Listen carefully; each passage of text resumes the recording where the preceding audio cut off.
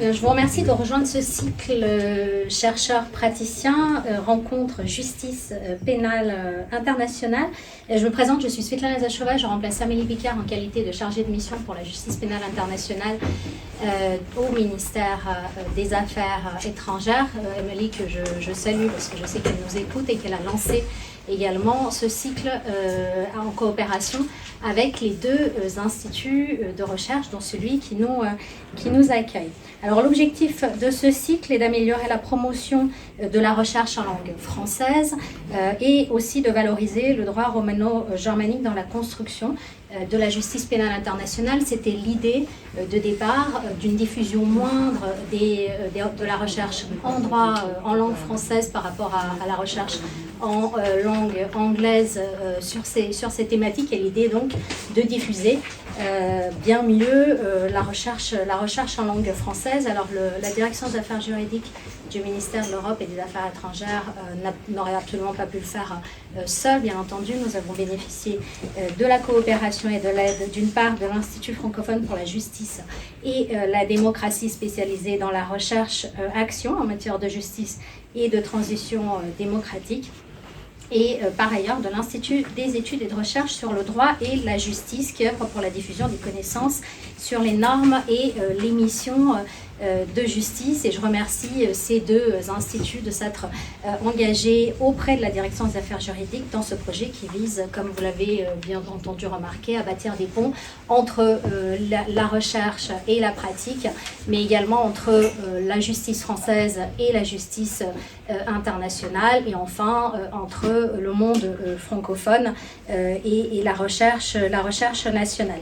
Alors les deux rencontres précédentes ont porté pour la première en octobre 2023 sur l'appréciation de la preuve devant la Cour pénale internationale, pour la seconde en juin 2024 sur la justice française à l'épreuve du génocide Tutsi, et à présent, à travers la thèse de Rebecca Omwali-Boao, est abordé un thème qui est cher au ministère de l'Europe et des Affaires étrangères, la lutte contre les violences sexuelles, et qui s'inscrit totalement dans l'objectif de la France de mener une diplomatie féministe, qui est notamment incarnée par sa condamnation très ferme du viol comme arme de guerre, bien entendu, et par son financement de programmes qui vise à lutter contre le viol comme arme de guerre, outre sa contribution au fonds d'assistance au profit des victimes de la Cour pénale internationale. Alors je vais laisser Isabelle Fouchard vous présenter les autres intervenants, les deux intervenants dont Rebecca Omwali-Boao. Pour la présenter, elle, Isabelle est chercheuse au CNRS, elle est habilitée à diriger des recherches, et depuis 2015, elle est co-responsable du Centre de droit comparé et d'internationalisation du droit de l'Institut des sciences juridiques et philosophiques de la Sorbonne. Elle est spécialisée dans les domaines de la justice pénale internationale et du droit pénitentiaire, et actuellement co-responsable du projet ANR, violences sexuelles et enfance en guerre. Elle a notamment coécrit avec Bérengère Taxil et Coralie Klippfel un droit international et violences sexuelles dans les conflits armés, qui a été publié en 2024, et à noter que sont également à apparaître prochainement les actes du 4e congrès de la chaire internationale Mukwege, violences sexuelles et enfance en guerre, dont elle est également la directrice de publication, qui sont à apparaître en 2025. Je laisse la parole. Merci Svetlana.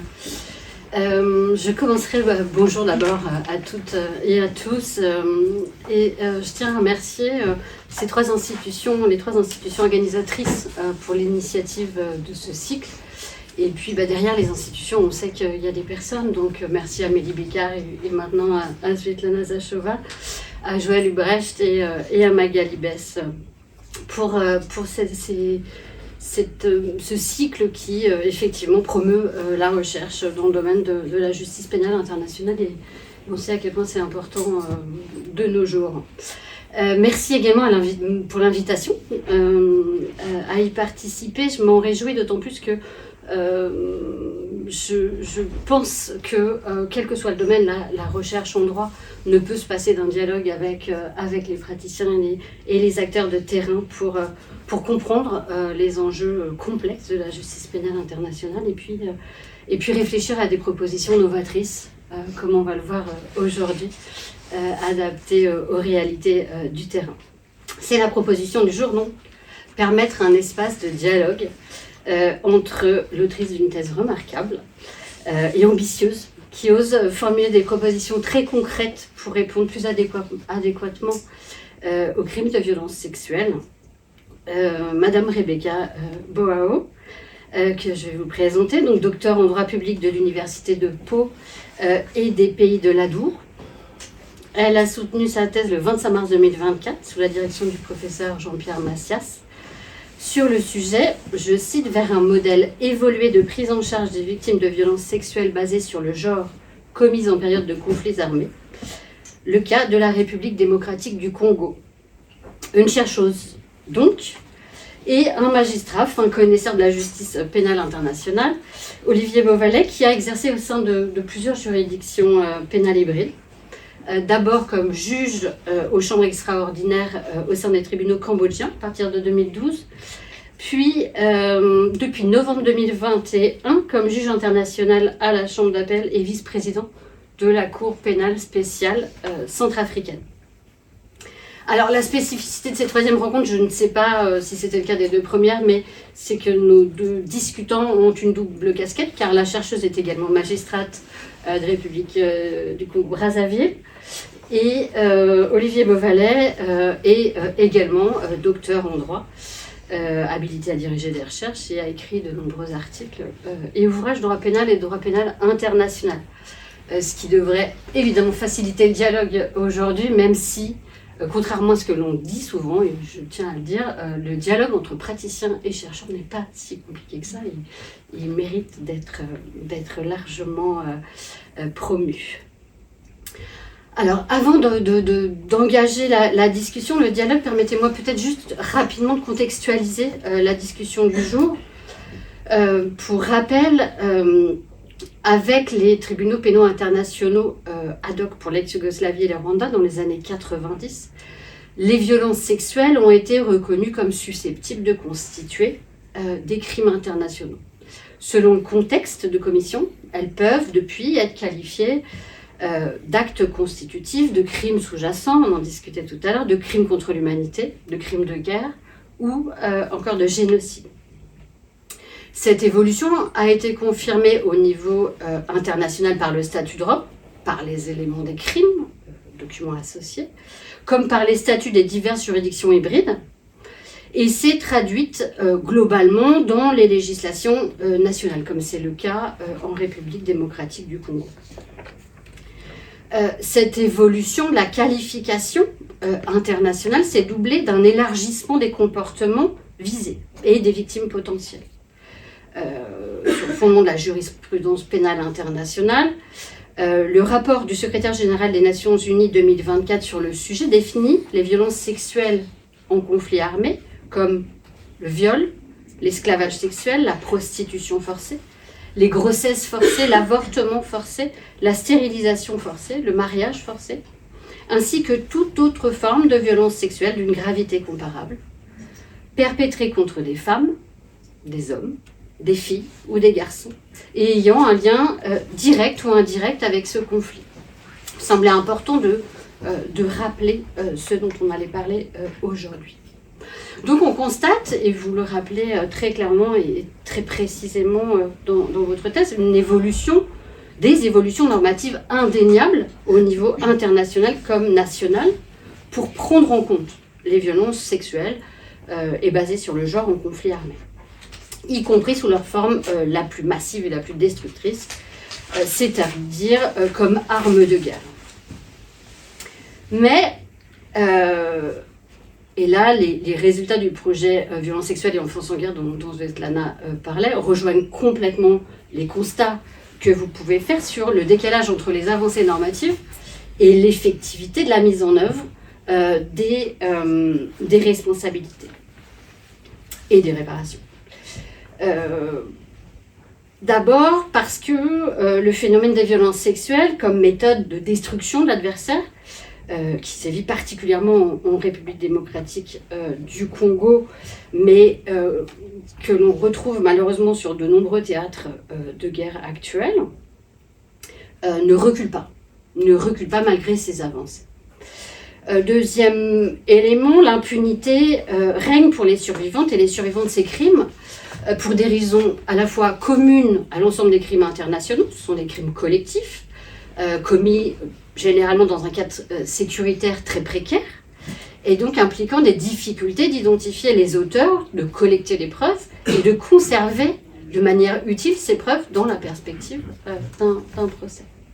Et puis des obstacles spécifiques aux violences sexuelles et à la stigmatisation qu'elles entraînent pour leurs victimes, leurs proches, et qui, dans une majorité des cas, conduit à ne pas porter plainte, à condition même que la victime puisse porter plainte, et quand bien même ces actions emportent des risques majeurs d'exclusion sociale du groupe et de la famille, impliquant ce que vous rappelez une extrême vulnérabilité des survivantes qui caractérise les violences sexuelles. À cela s'ajoute que dans un système juridique où la réparation est liée à l'établissement de la responsabilité, que ce soit la responsabilité de l'auteur de l'acte ou de l'État qui n'a pas su assurer la sécurité sur son territoire, à l'impunité s'ajoute l'absence de réparation des victimes de ces crimes. On constate en effet que rares sont les mesures de réparation prononcées, et quand elles le sont, encore plus rares sont celles qui sont exécutées. Donc face à ces constats, que je résume évidemment à grands traits pour poser les bases de la discussion, Madame Omoali a déduit un processus d'autonomisation des violences sexuelles et basées sur le genre par rapport aux autres crimes internationaux. Sur cette base-là, elle justifie une réponse sui generis duale, conçue sur mesure pour répondre à la fois à l'impunité des acteurs et à l'absence de réparation des survivantes des violences sexuelles. Sans dévoiler ce mécanisme, c'est une proposition audacieuse que nous allons discuter comme premier thème de cette rencontre. Une proposition audacieuse qui articule les niveaux international, régional, national et le volet justice pénale avec des mécanismes de justice transitionnelle que vous avez intitulé le mécanisme innovant du traitement des crimes internationaux en République démocratique du Congo. Et je crois qu'il y a un schéma que nous allons projeter. Je vais vous laisser, Madame Boao, tout de suite la parole pour présenter dans une dizaine de minutes ce dispositif institutionnel que vous proposez d'instaurer. Merci Isabelle. Bonjour Olivier. Bonjour tous. C'est difficile de prendre la parole après ce discours exhaustif. Je voulais tout simplement dire que ma thèse porte sur une quête de mécanismes de répression et de réparation intégrale des préjudices pour garantir le relèvement, pour garantir la restauration des femmes, des hommes aussi, des enfants dans la société. C'est vrai que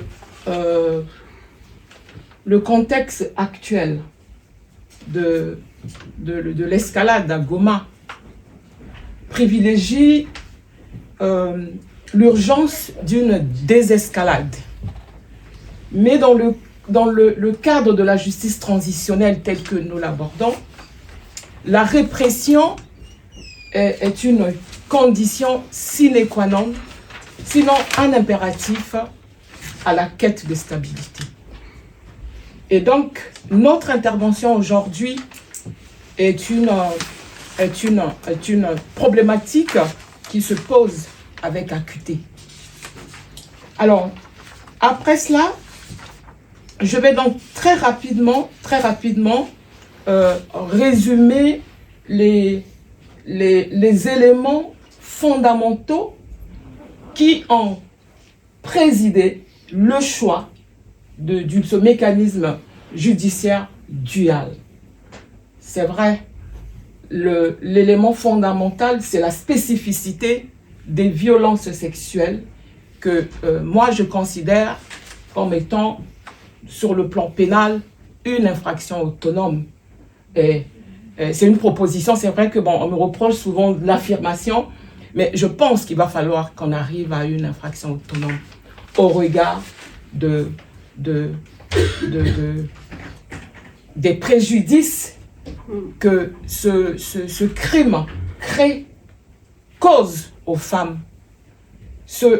Les violences sexuelles constituent véritablement des infractions autonomes, dans ce sens que, comme a dit tout à l'heure Isabelle, les femmes, les victimes, souffrent d'une double peine pour accéder à la justice pénale, voire même de réparation. Par rapport aux autres victimes d'autres infractions, les victimes des violences sexuelles affrontent les obstacles communs pour tous les justiciables, c'est-à-dire les dysfonctionnements internes du système judiciaire national ou alors même international. Elles affrontent en outre des obstacles qui sont spécifiques aux crimes internationaux.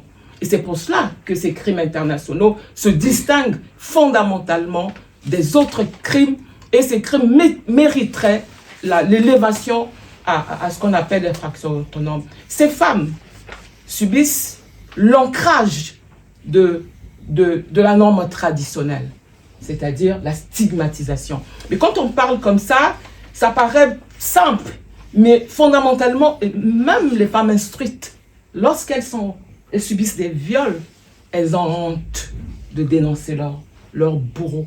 On a vu avec le mouvement MeToo comment le monde d'intellectuels, le monde de haut niveau, les femmes sont infestées par les violences sexuelles, par le harcèlement et les violences sexuelles, mais elles arrivent vraiment à dénoncer tardivement. Et c'est ce qui se passe réellement pour les violences sexuelles commises en temps de conflit armé. Les femmes ne dénoncent pas. Les femmes ne saisissent pas les centres de soins pour pouvoir se traiter. Elles ne saisissent pas. Et même pour obtenir le certificat médical qui constitue quand même le premier élément de preuve, même si ce n'est pas l'élément fondamental, mais ça participe quand même de l'administration de la preuve comme premier élément. Alors, pour cela, j'ai proposé 2 impératifs par rapport à l'extrême vulnérabilité dans laquelle les femmes sont plongées, les hommes et les femmes sont plongés, et on a besoin de les soigner avant que le pire n'arrive. La plupart de ces femmes se plongent dans ce qu'on appelle la vulnérabilité extrême du fait de l'extrême violence des actes sexuels qui détruisent leur intégrité physique, qui détruisent leur intégrité mentale, qui détruisent leur intégrité sociale et économique par la stigmatisation qui les dessouche de la société, et certaines en décèdent. Et nous avons proposé une démarche d'autonomisation des violences sexuelles avec comme corollaire le principe de la prééminence de la réparation sur la répression.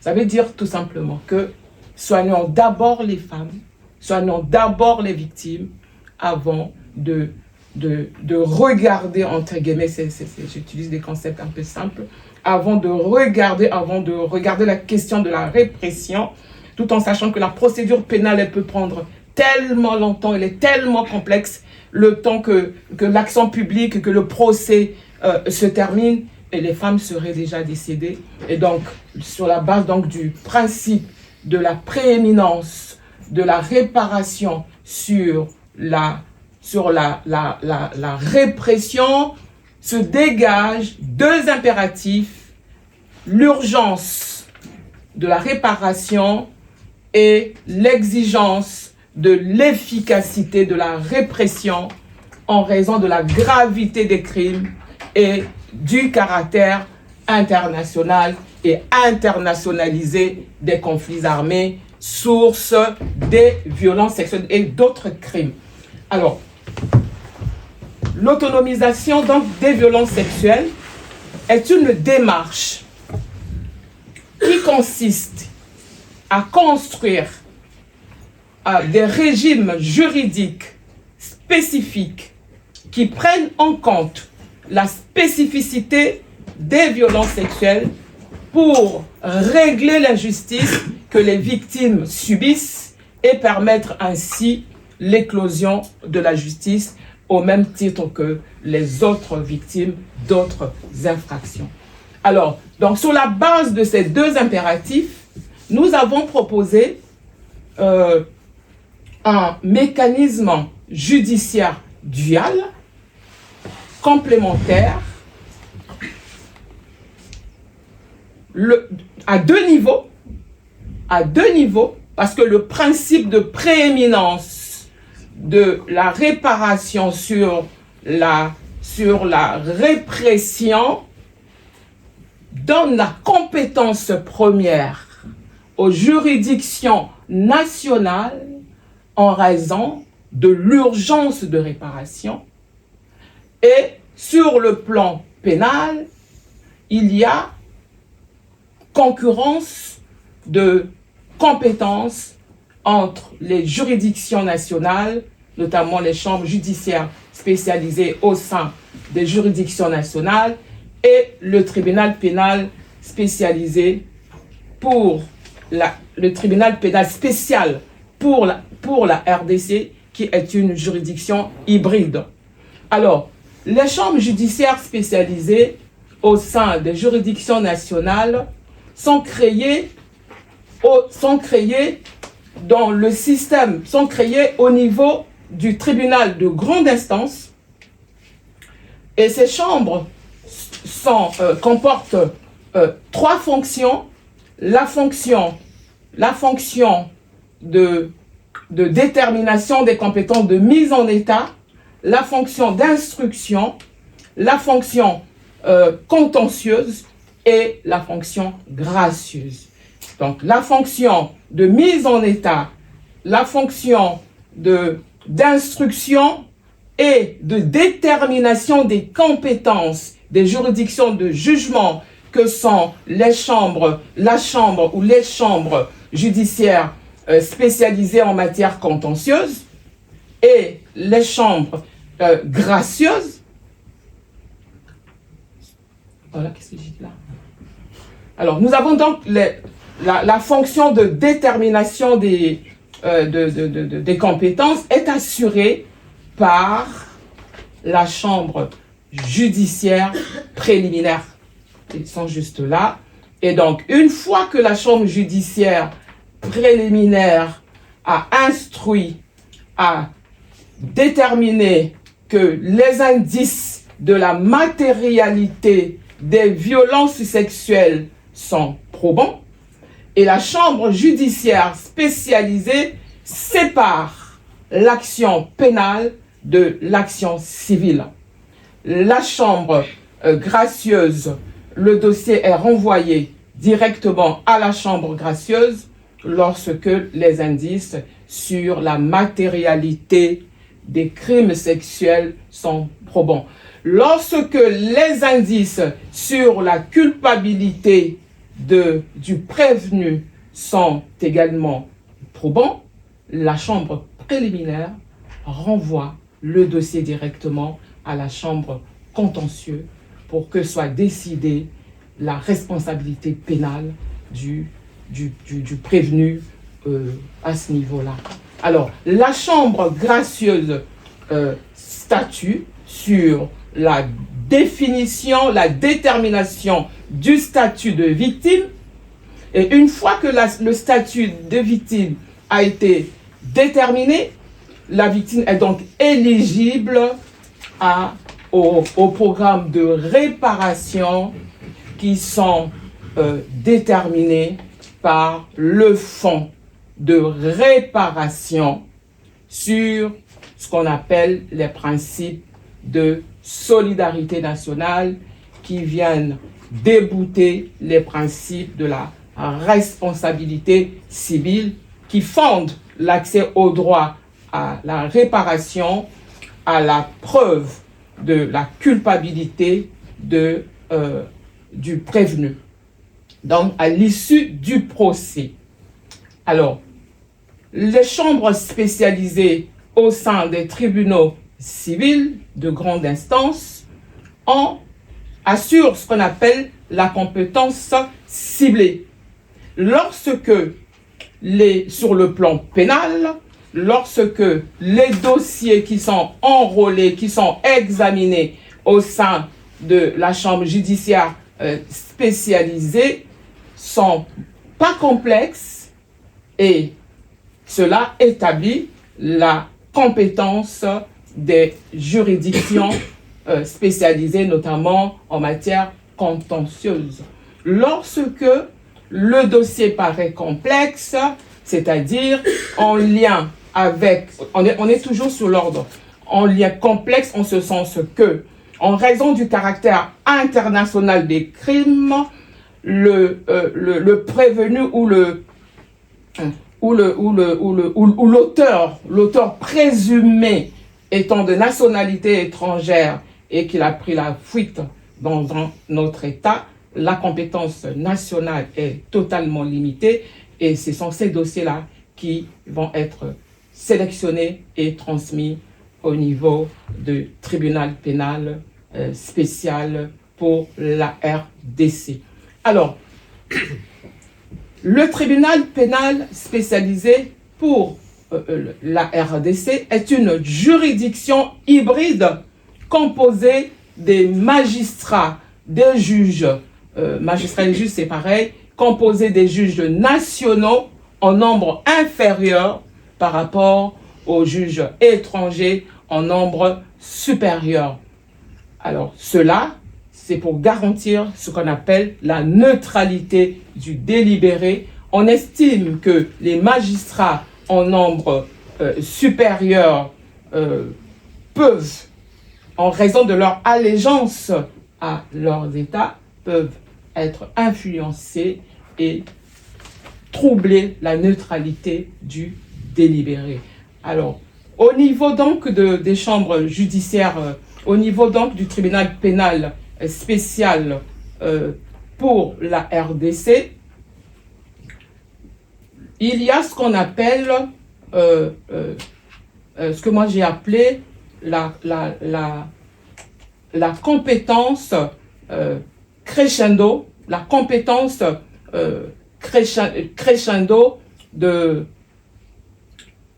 la compétence qu'on appelle la... Est-ce que je peux avoir le deuxième croquis, s'il vous plaît? Voilà, c'est ce qu'on appelle le principe de la compétence concurrente entre les chambres judiciaires spécialisées et le tribunal pénal pour la RDC selon l'approche crescendo d'internationalisation en matière des crimes internationaux. Qu'est-ce que ça veut dire? Ça veut dire tout simplement que, contrairement à ce qui s'est passé au niveau du tribunal pénal international pour le Rwanda, où le tribunal était international, découlant donc de la résolution des Nations Unies, les règles de compétence, les règles de fonctionnement de ces tribunaux étaient fixées par les principes internationaux totalement en déphasage avec les réalités nationales. Et cette fois-ci, en raison donc du principe de l'autonomisation des violences sexuelles et de la prééminence de la réparation sur la répression, et donc il y a ce qu'on appelle la gestion du contentieux se passe au niveau national, et donc la fonction principale des tribunaux, des chambres judiciaires spécialisées impulse donc les dossiers vers le tribunal pénal spécial pour la RDC. Le tribunal pénal spécial pour la RDC, composé donc, comme j'ai dit tout à l'heure, des magistrats nationaux et des magistrats internationaux, travaille sur des dossiers les dossiers directement répressifs, essentiellement sur les dossiers répressifs, et ne travaille pas sur ce qu'on appelle l'aspect de la réparation. Et lorsque les juridictions nationales, notamment les chambres judiciaires spécialisées, s'affaiblissent, le tribunal pénal pour la RDC met en œuvre ce qu'on appelle la fonction de stabilisation, récupère d'office les dossiers qui sont normalement à la compétence des tribunaux, des chambres judiciaires spécialisées.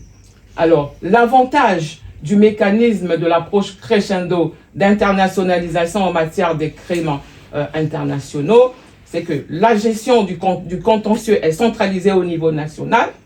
Les Nations Unies, à travers donc le tribunal pénal spécial pour la RDC, n'interviennent que subsidiairement, sans anéantir la fonction de stabilisation en cas de faiblesse. Il y a une complémentarité constructive entre la responsabilité de l'État et la responsabilité des Nations Unies.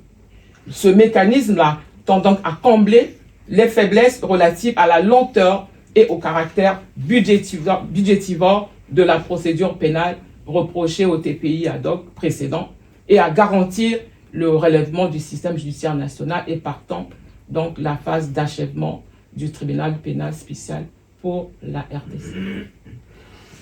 Merci beaucoup Rebecca, merci beaucoup et merci pour le support aussi visuel parce que c'est très complexe et très technique.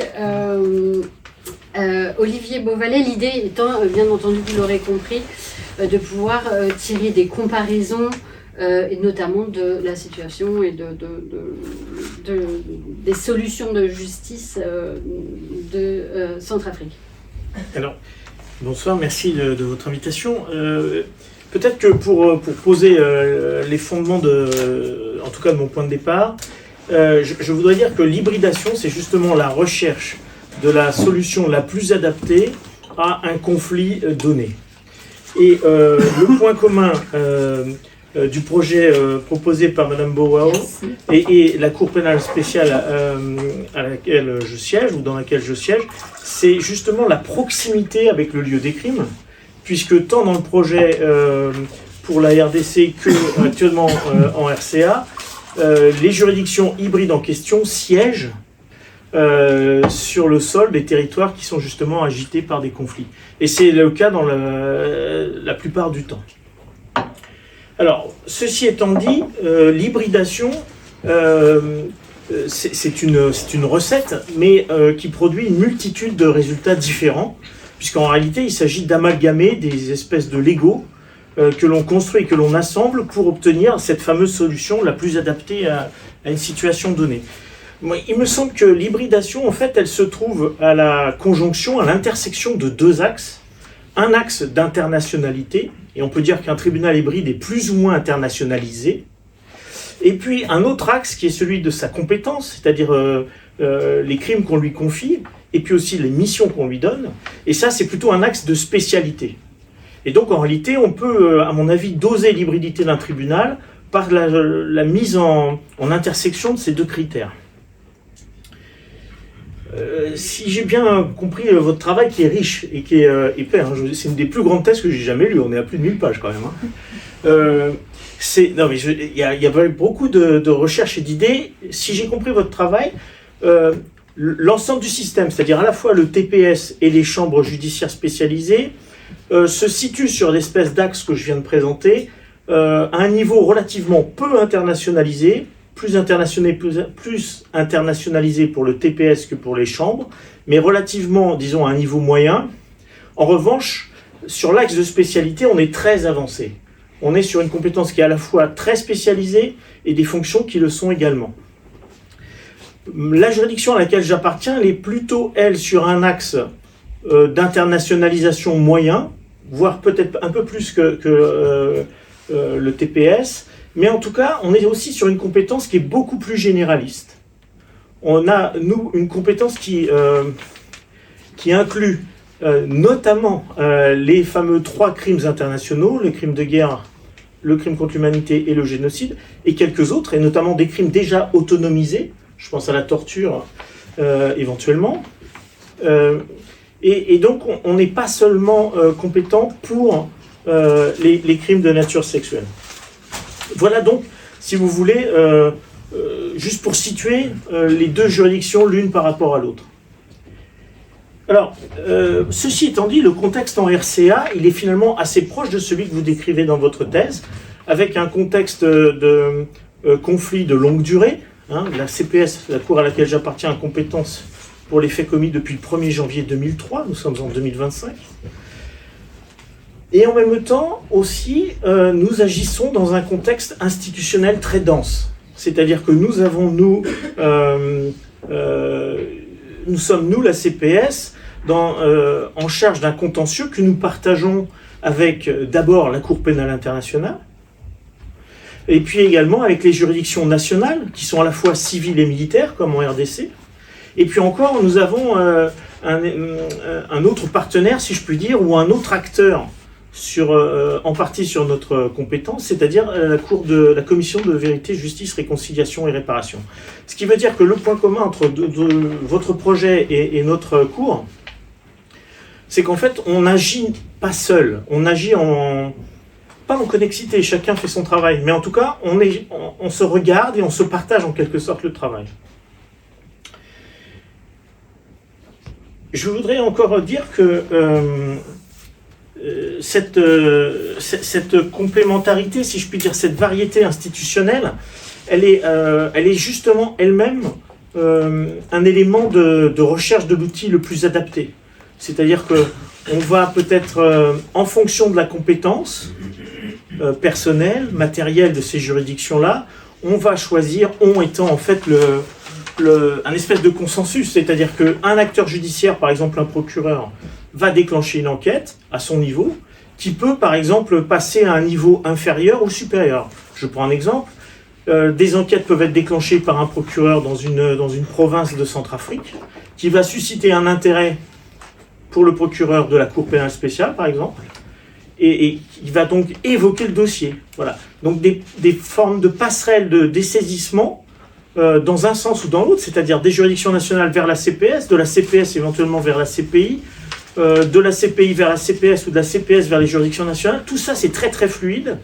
C'est fluide pourquoi ? Parce qu'en fait, ces juridictions-là traitent de la même chose, c'est-à-dire au principal de l'action pénale. Ce qui fait une forte nuance avec la commission Vérité, Justice, Réconciliation, qui a un mandat beaucoup plus large et qui, elle, n'est pas saisie exactement de la même chose. Elle est saisie d'une action qui est beaucoup plus, large, moins normative, si je puis dire, et qui est, qui appelle des ajustements, si je puis dire, à chaque fois qu'on va devoir coopérer. De la même manière que quand on cherche la coopération avec d'autres acteurs internationaux en Centrafrique, on va demander leur collaboration, mais ce ne sera pas une collaboration judiciaire. Ce sera une demande de renseignement, ce sera des demandes qui vont être faites dans un cadre juridique, mais qui ne sont pas de cour à cour. Voilà ce qui est important là à retenir, c'est que l'action pénale crée en fait une fluidité entre juridictions qu'on a du mal à retrouver, qui est plus lourde, si on veut dire, si je puis dire, avec d'autres institutions qui ne sont pas de nature judiciaire. Un dernier point encore, c'est que, si je puis dire, la CPS, elle se trouve un peu dans la situation, si vous voulez, du tribunal spécialisé que vous annoncez, que vous décrivez. Et donc, en réalité, on peut voir une espèce de pyramide des institutions. On voit bien donc les juridictions nationales et puis au-dessus les juridictions hybrides qui sont un espèce de mi-niveau, de demi-étage, et puis à l'étage supérieur la Cour pénale internationale qui est également saisie de la RDC et sur les deux situations également. En revanche, la différence, si je puis dire, c'est le niveau vertical, c'est-à-dire que la CPS, c'est une des cours hybrides, une des juridictions hybrides francophones qui applique le droit et qui crée du droit, mais pas seule. C'est-à-dire qu'elle se trouve elle-même en dialogue avec d'autres juridictions similaires, et on parlera probablement tout à l'heure des chambres africaines extraordinaires, en ce qui me concerne, j'ai exercé des fonctions au sein des tribunaux cambodgiens, le droit applicable est le même. À peu de choses près, on est exactement sur la même norme. Et si vous voulez, il y a là quelque chose, un corpus qui est produit et qui est le fruit d'un dialogue entre les tribunaux. Et ça, si vous voulez, c'est une solution assez riche, assez originale, qui stabilise le droit et qui est, à mon avis, une des caractéristiques des juridictions inquisitoires francophones.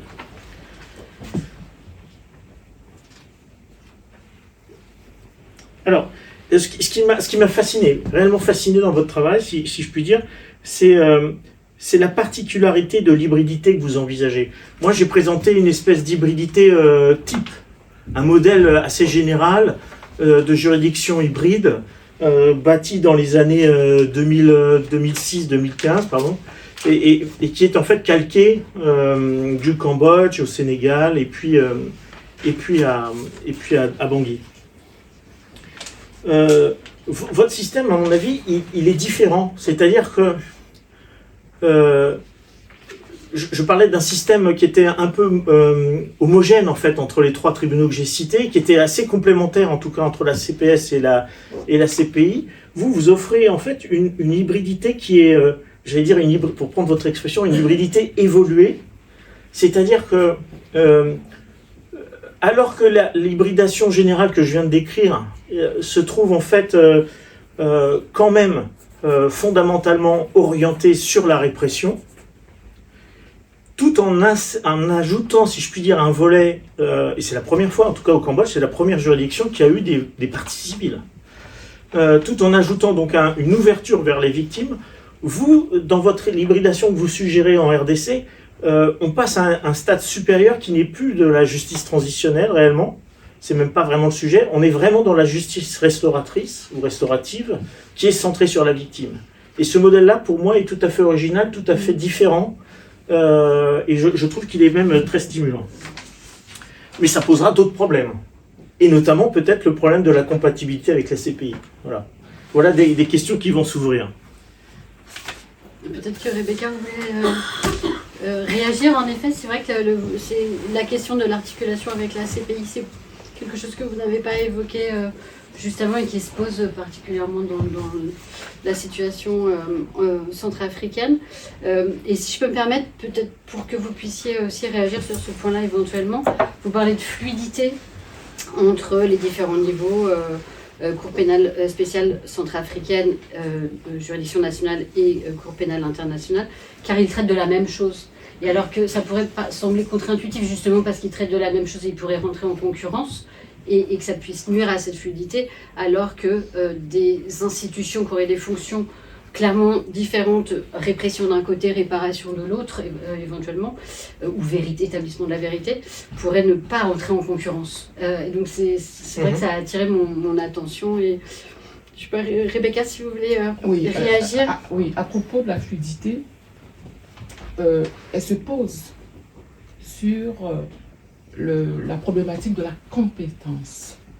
Alors, le tribunal pénal spécial pour la RDC est une juridiction internationale selon le modèle du tribunal spécial pour la Sierra Leone et le tribunal spécial pour le Liban.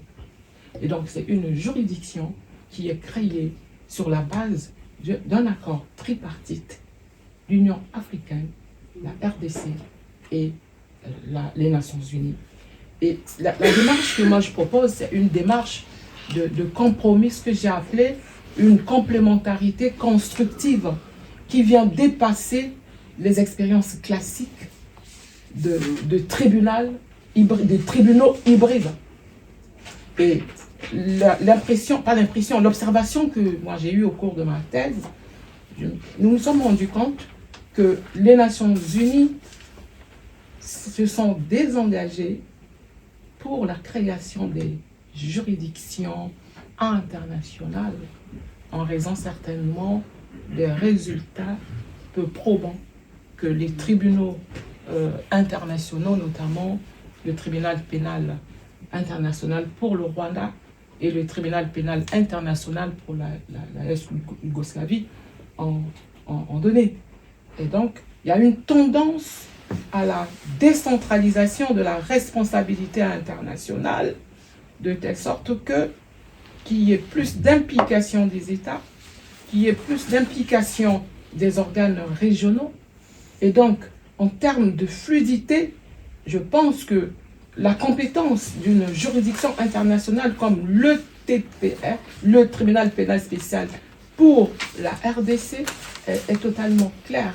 Est-ce que moi j'ai appelé la fonction de stabilisation, et à chaque fois que le droit est bafoué, à chaque fois que les procédures sont bafouées, à chaque fois que les juridictions nationales présentent une espèce de faiblesse, je crois bien que les avocats peuvent directement saisir le tribunal pénal international en raison de son caractère international.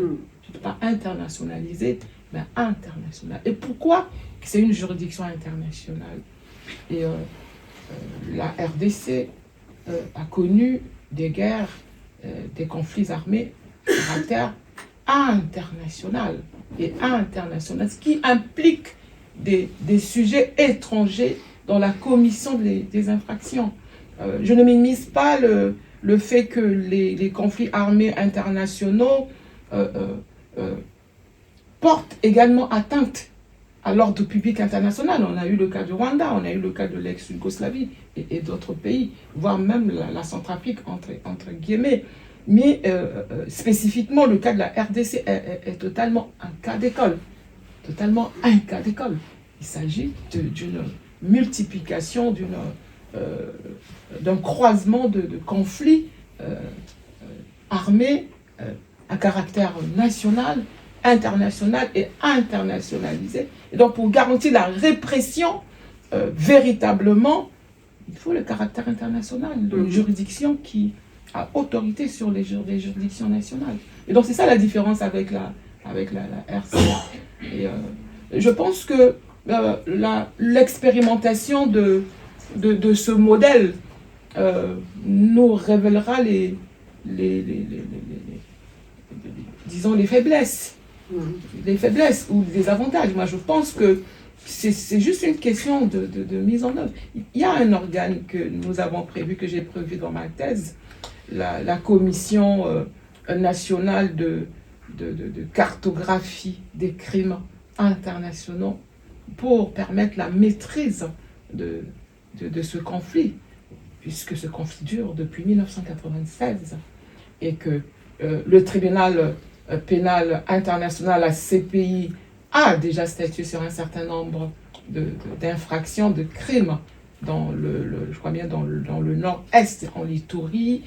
Voilà. Donc on ne sait même pas si actuellement on a un contentieux qui pourrait permettre l'efficacité du mécanisme que nous proposons, c'est-à-dire ce mécanisme dual. Est-ce que l'état actuel de la cartographie des crimes peut permettre le fonctionnement de cette juridiction pénale spéciale pour la RDC à caractère international? Donc en termes de fluidité, je pense qu'on peut essayer de mettre en œuvre cette compétence concurrentielle crescendo que je propose.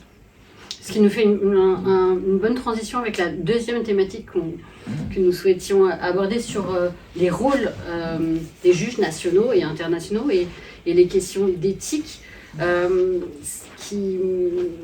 tout cas, ce qui moi m'a interpellée dans nos thèses, c'est vraiment cette forme d'appel à la mobilisation des magistrats. La manière dont je l'ai interprétée, peut-être vous me corrigerez, mais c'était que face à un droit national que vous qualifiez de progressiste mais insuffisamment mis en œuvre, j'ai eu l'impression que vous appelez les juges à innover, à sortir de la simple application à la fois de la loi du droit positif et du droit coutumier. Et c'est vrai que ça soulève la question du rôle des juges face à des cadres juridiques existants mais inefficaces pour répondre à ces crimes massifs. Et la question aussi qui peut être évoquée de par exemple, ce rôle des juges des tribunaux pénaux internationaux ad hoc pour l'ex-Yougoslavie et le Rwanda, dans l'interprétation extensive, proactive, créatrice d'une certaine manière des violences sexuelles comme crimes internationaux à l'époque. Donc c'est vrai que sur cette question-là, dans votre thèse, il y a des vrais sujets sur le rôle du juge, sur l'éthique du juge, l'indépendance du juge par rapport au droit. C'est une question... Alors, la thématique telle qu'on l'a posée, les rôles et l'éthique des juges nationaux et internationaux. Alors, moi, je l'ai abordé sur 2 dimensions. La première dimension est une dimension déontologique, en fait. Une dimension déontologique dans ce sens que les magistrats, qu'ils soient nationaux ou internationaux, ils sont appelés à dire le droit. Ils sont appelés à administrer la justice. D'accord ? Et sur cette base-là, ils doivent être indépendants et impartiaux. Indépendants vis-à-vis des interférences, des influences extérieures. Indépendants, impartiaux vis-à-vis des pressions qui viennent d'eux-mêmes. Raison pour laquelle, lorsque nous proposions dans la composition du tribunal pénal spécial pour la RDC, le nombre élevé des magistrats, plus élevé des juges internationaux, c'est justement pour mettre à l'abri des interférences politiques la neutralité du délibéré. Et donc j'aborde ça sur cet aspect. Maintenant, l'autre aspect, c'est l'aspect technique, l'aspect compétence, l'aspect autonomie des violences sexuelles. Les violences sexuelles, en tant qu'infraction autonome, a besoin d'une technicité particulière. Et la technicité particulière est relative à la maîtrise du contexte socio-culturel, la maîtrise de la norme traditionnelle qui réglemente les violences sexuelles.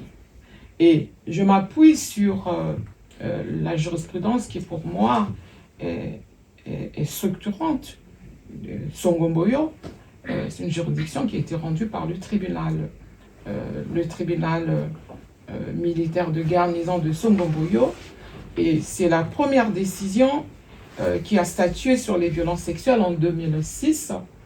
Et la décision était assez particulière dans ce sens que le juge, les magistrats ont usé de leur pouvoir prétorien pour pouvoir construire le droit face à l'absence d'un cadre juridique approprié qui était en quelque sorte constitué par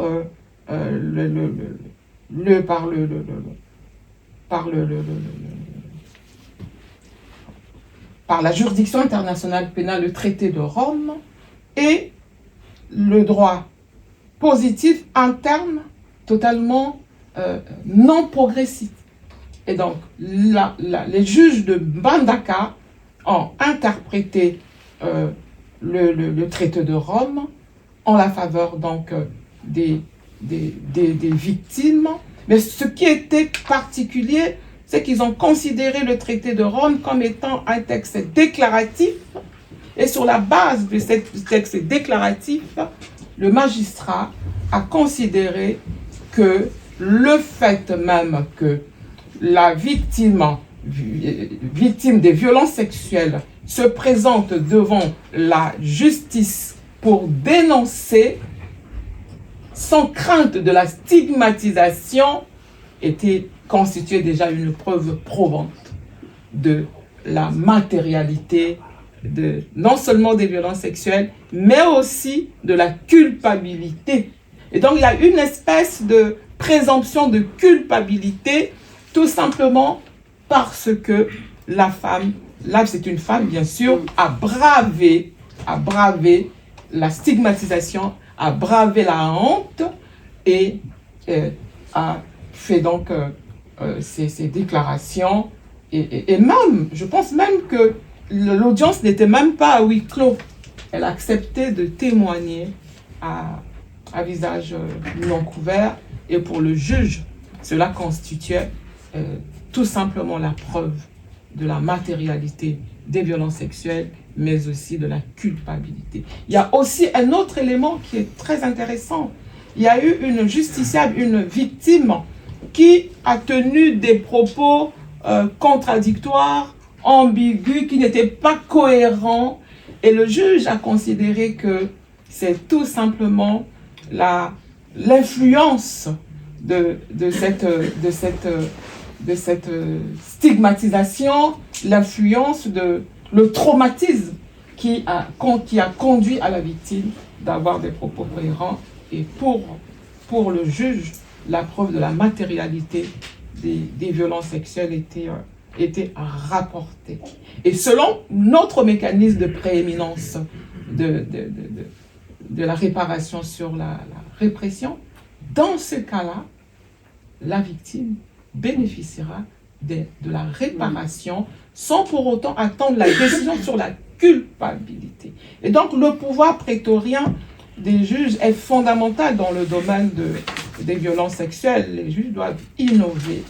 Et la présence, justement, des magistrats nationaux dans la composition, qu'elle soit minoritaire, du tribunal pénal spécial pour la RDC, c'est justement cette compétence technique sur les violences sexuelles, cet élément de proximité socio-culturelle qui est très très important, tout en sachant que la compétence technique des magistrats internationaux sur la qualification des crimes internationaux de génocide et autres est reconnue, puisque ça fait partie des critères de sélection. Donc voilà à peu près ce que je peux dire sur... Merci beaucoup. Je crois que ça serait intéressant d'avoir votre point de vue sur cet appel à l'innovation aux magistrats. Oui, volontiers. Alors, sur l'aspect déontologique, éthique, je pense qu'il n'y a pas vraiment de difficulté, le terrain est bien balisé. C'est plutôt sur l'aspect spécialisation, et encore dans la spécialisation des magistrats tels que vous l'envisagez en RDC, on va assez loin dans la spécialisation qui a matière à discussion, si vous voulez. Mais la grande différence, il me semble, consiste à observer quand même que dans le système que vous décrivez, vous réagissez vous-même au fait que la victime n'a pas de droit dans la procédure congolaise telle que vous la décrivez jusqu'à intervenir. Et elle ne peut intervenir que très tard dans la procédure.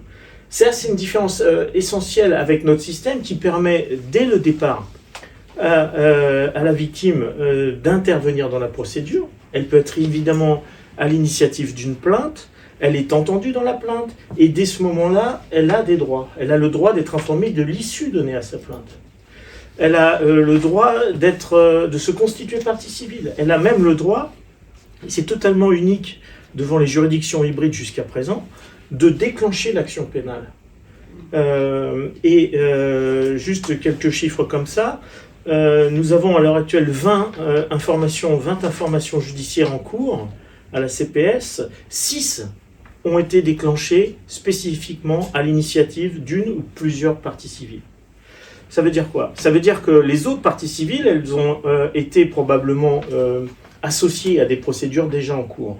Mais dans 6 dossiers sur 20, c'est la victime elle-même qui accède au juge et qui déclenche l'action pénale. Et donc 6 dossiers sur 20, ça fait en gros 20%, même un peu plus de 20%. C'est un taux qu'on trouverait élevé dans un cabinet d'instruction en France, par exemple.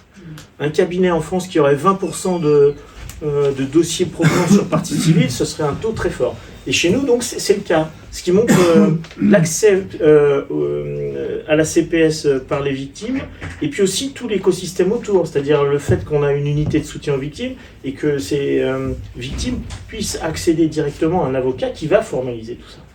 Voilà. Donc, il me semble que à la CPS, l'accès au juge est assez direct, si je puis dire, en tout cas facilité. J'aurais juste souligné encore que, donc je le disais tout à l'heure, 20 dossiers en cours, dans à peu près la moitié, un peu plus de la moitié de ces dossiers-là, tout un volet violence sexuelle existe.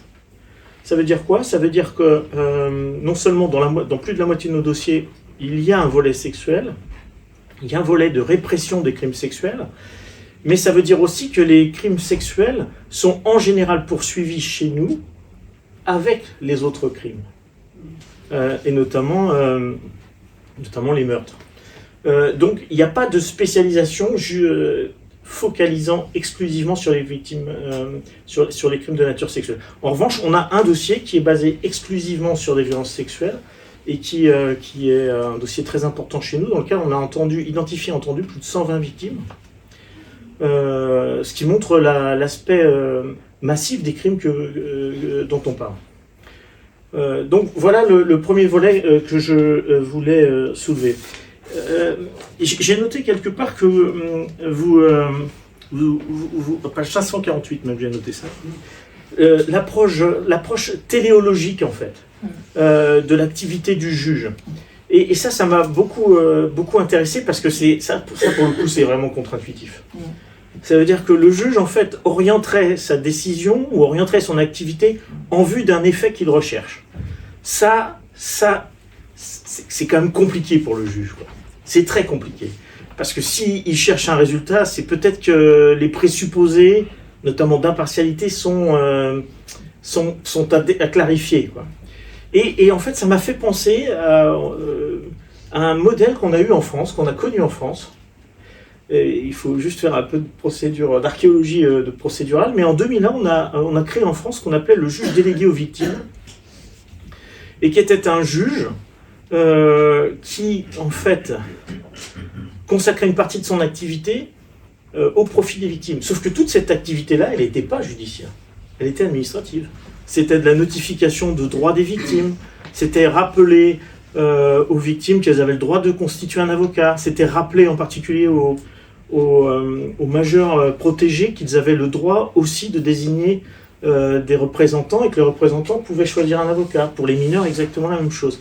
Voilà. Et ce modèle-là, il a disparu. À partir de 2014, il a progressivement disparu de notre procédure pénale. Donc je me suis demandé pourquoi il avait disparu, et peut-être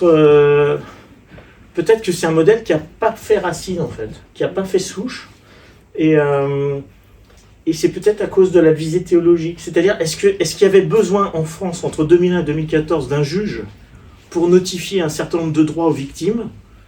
C'était une question qui, à mon avis, en tout cas pour moi, n'est pas clarifiée totalement. Ni pourquoi il a été créé, peut-être, ni pourquoi il a disparu. Mais est-ce qu'il fallait un juge délégué aux victimes? Moi, je me souviens très bien qu'à l'époque, c'était une vraie question pour les collègues. On s'est tous posé la question ce que c'était qu'un juge délégué aux victimes. Voilà en gros ce que je voulais souligner en tirant quelques fils à partir de votre travail. Bien sûr. Olivier, je voudrais tout simplement rappeler que l'approche téléologique nous emmène à chercher l'esprit du texte. À chercher l'esprit, non seulement du texte, mais également la vertu de justice.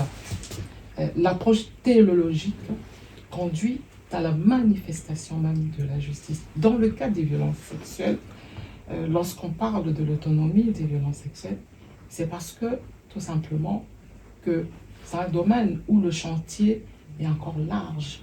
Tout est encore à reconstruire. Dans le cas de Songomboyo, on s'est rendu compte qu'en l'absence de texte, je dis bien en 2006, c'était la première décision qui a été rendue sur la situation des violences sexuelles, alors que d'autres infractions, l'action pénale a été lancée, et que les décisions les juridictions ont statué. Mais sur les violences sexuelles, c'était une décision exceptionnelle.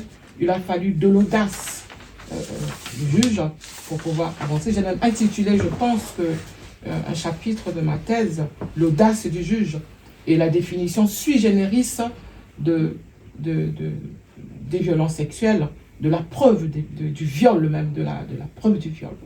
Et donc l'aspect téléologique fait partie même de l'office du juge. Moi, c'est comme ça que je le comprends. Face à une difficulté pour éviter un déni de justice, le juge est obligé de se projeter, d'aller au-delà de ce qui est littéral pour aller chercher, puiser l'essence du juste et donc de la justice. Et donc j'ai beaucoup apprécié cette dimension-là qu'a manifesté les juges de Mbandaka.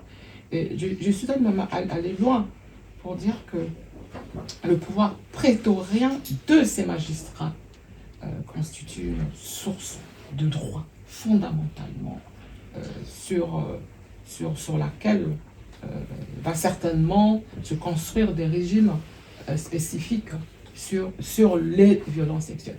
Je tiens à dire également que le mécanisme que moi je propose dans ma thèse, surtout en ce qui concerne la prééminence de la réparation sur la répression, ne s'applique pas exclusivement aux violences sexuelles. Parce que le mécanisme que je propose dual s'applique à l'ensemble des crimes internationaux avec une démarcation sur les violences sexuelles en ce qui concerne donc les procédures, les règles substantielles et procédurales réformées que je propose. Justement, dans les réformes que je propose dans ma thèse, j'ai proposé la possibilité pour les parties civiles de se constituer partie civile depuis la phase pré-juridictionnelle, alors même que la législation de la RDC ne le prévoit pas, c'est toujours en débat. Je pense que dans le cadre de la justice transitionnelle et peut-être demain dans la durabilité, il va falloir que les victimes se constituent partie civile depuis à la phase préjudicionnelle. Pourquoi? Parce que le magistrat, le juge, le parquetier en RDC cumule les deux fonctions. Les fonctions de procureur de la République, c'est-à-dire d'enquêteur, et les fonctions du juge d'instruction.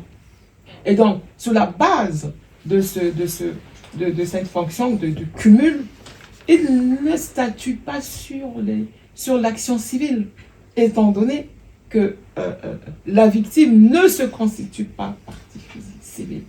Ah, donc, l'application même du principe de prééminence de la réparation sur la répression institue dès la phase préjuridictionnelle la concurrence, la cohabitation du droit civil et du droit pénal.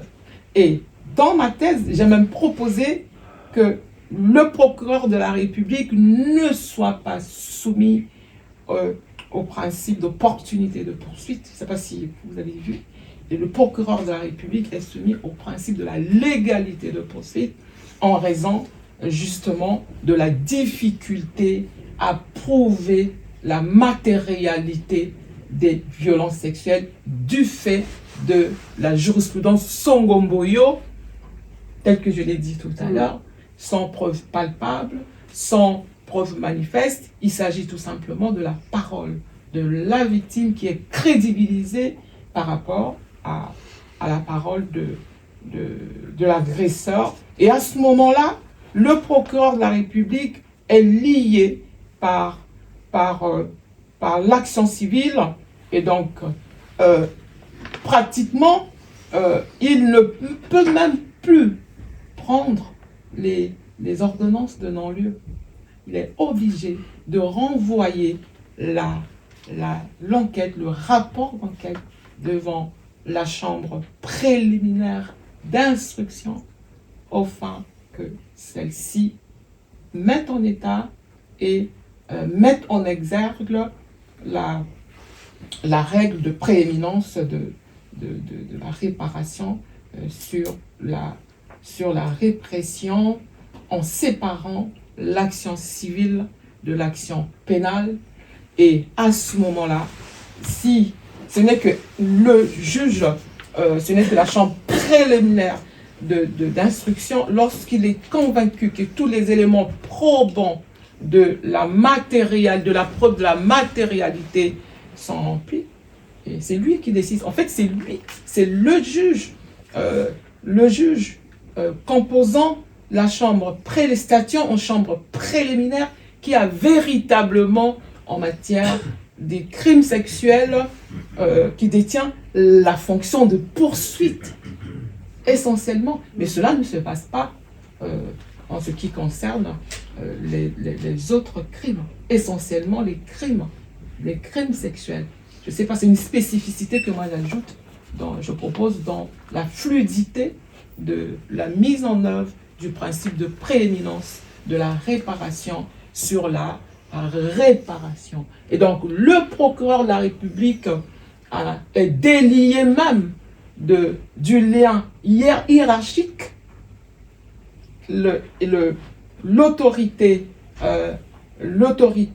n'a plus le pouvoir de donner des instructions comme se faisait à l'époque, de ne pas mettre en mouvement l'action publique ou de ne même pas exécuter une décision lorsqu'il s'agit des violences sexuelles. Donc c'est une neutralité du parquet qui n'est plus soumis également au principe d'opportunité des poursuites et qui rentre en concurrence dans la fonction de poursuite avec les chambres judiciaires spécialisées. C'est ça l'innovation.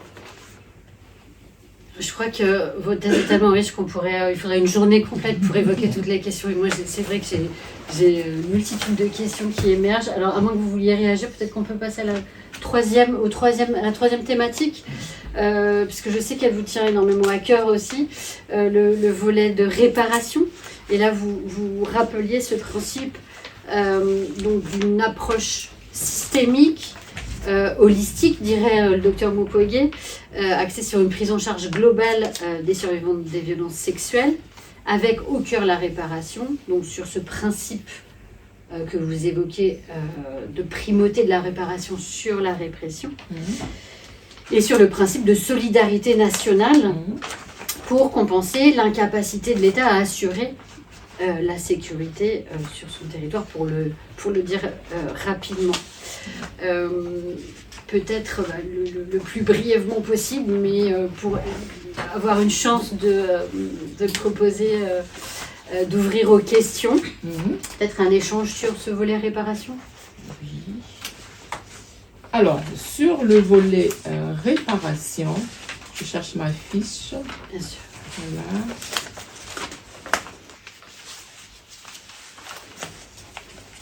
Alors, est-ce qu'il n'y avait pas d'autres organigrammes à projeter voilà. Je pense qu'il y avait film, je crois. Non, pas un film. Il y a le schéma dialogique sur la réparation que j'aimerais bien qu'on projette.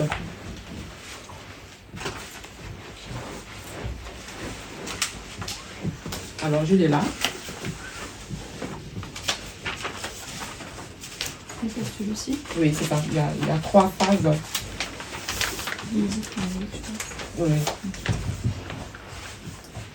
Alors, la réparation intégrale est une dimension importante de notre thèse et l'exigence de cette réparation intégrale, comme j'ai dit au début, a structuré notre modèle de réparation. Au regard de l'ampleur des victimes, on a eu quand même plus de 500 000 femmes qui ont été violées. Au regard de l'ampleur des préjudices que les femmes ont subis, il a fallu donc trouver un modèle qui participe de la réparation intégrale, de la restauration des femmes, des victimes, je dis toujours femmes parce que bon, la majorité des victimes sont les femmes. Alors, je me suis appuyée sur l'expérience du docteur Mukwege de la réparation holistique des préjudices que les femmes ont subis, ce qu'il appelait les réparations intérimaires. Les réparations intérimaires sont donc des réparations non officielles, des réparations qui relèvent donc de la compétence des acteurs non étatiques qui aident l'État à participer à la prise en charge des femmes. Et donc, je suis partie également de l'expérience de la CPI. La CPI aussi a une belle expérience en matière de réparation intégrale. La réparation intégrale permet le mécanisme de réparation intégrale dans ma thèse. Je la fais asseoir sur le procédé, ce qu'on appelle l'approche systémique. L'approche systémique de la réparation qui met en mouvement, qui met en concurrence, qui met en dialogue les différents systèmes formels et informels de prise en charge, d'évaluation ou d'évaluation des besoins, puisque la réparation intégrale doit permettre à ce qu'on arrive à avoir une appréciation in concreto du préjudice, à peu près in concreto du préjudice, pour pouvoir administrer des programmes de réparation. Et donc, j'ai proposé, moi, ce schéma dialogique qui met en exergue le modèle systémique pluridisciplinaire des préjudices que subissent les victimes des violences sexuelles. Les victimes des violences sexuelles subissent donc des préjudices pluridisciplinaires. Pluridisciplinaires dans le sens que en raison disons de la violence des viols, ce que le docteur Mukwege appelle l'extrême violence des violences sexuelles, les victimes subissent à ce niveau-là un premier degré de préjudice qu'il faut évaluer généralement. C'est des préjudices en termes corporels, énormes, c'est des préjudices sur un caractère psychologique et mental. Et comment évaluer ce préjudice-là? Comment évaluer le besoin de réparation? Alors, sur cet aspect-là, pour évaluer les préjudices corporels, en ce qui concerne donc la RDC, nous avons mis en concurrence la norme légale interne et la norme internationale. La norme légale, c'est tout ce qui est recours auprès des experts, des médecins, pour évaluer le degré du préjudice. Et donc, mais pour le reste, le deuxième degré du préjudice, causé par la stigmatisation, l'ostracisation et la honte, et l'appréciation du besoin ou du degré du préjudice se fait en concurrence avec la norme traditionnelle. Sur le schéma, on voit que la norme internationale qui élève, qui pose, en ce qui concerne évidemment les femmes, selon la dimension genre, qui fixe le niveau à l'égalité, l'atteinte de la réparation à l'égalité entre les hommes et les femmes, ce niveau-là trouve une barrière au niveau de la norme, au niveau du droit positif national, la deuxième flèche, et au niveau du droit positif national, il y a une barrière, et il y a une barrière au rouge où la victime ne reçoit pas l'influence ni de la norme internationale, ni de la norme légale et la victime est complètement immergée dans la norme traditionnelle qui la fragilise. Et voilà. Et donc, pour maintenant définir le besoin, il est question donc que les 3 niveaux soient en connexion pour définir, pour faire émerger en quelque sorte le traitement adapté qui emmènera la femme, qui rétablira la femme dans ses droits au même titre que les hommes. Donc, le second niveau, ici, on observe qu'il y a une interconnexion entre les 3 systèmes vers l'objectif commun qui est la réparation intégrale. Nous avons donc une interconnexion. Cette interconnexion-là va donc permettre à ce qu'on puisse dégager une approche de transformation, une approche transformative qui prend en compte toute la notion, les éléments de genre pour que la femme, pour que la victime ait les mêmes droits que les hommes. Dans la 3e diapositive, on se rend compte que nous sommes selon l'approche systémique aboutie de la réparation des préjudices subis. Et c'est à ce niveau-là qu'intervient l'approche holistique qui prend en compte tout l'ensemble des besoins de réparation en ce qui concerne les types et les modalités des réparations sont tellement bien définis pour répondre aux besoins réels de la victime et favoriser donc la répression. Le docteur Mukwege, lui, il appuie le traitement sur trois dimensions.